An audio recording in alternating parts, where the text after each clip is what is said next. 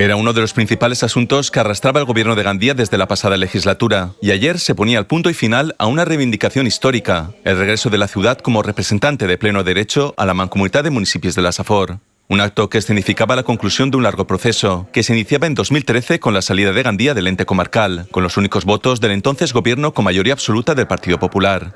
En la sesión plenaria de ayer, la Mancomunitat de Municipios daba de nuevo la bienvenida a Gandía y se felicitaba por esta vuelta a la normalidad institucional.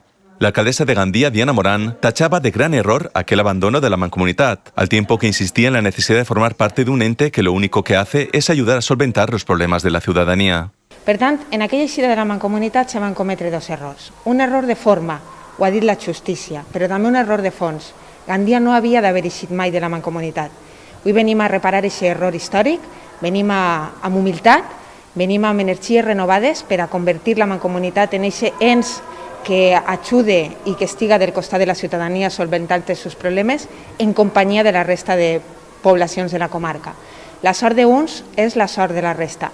I amb aquesta intenció i aquesta voluntat, Gandía torna a la Mancomunitat convençuda de que aquest treball conjunt serà molt beneficiós per a tots els nostres ciutadans.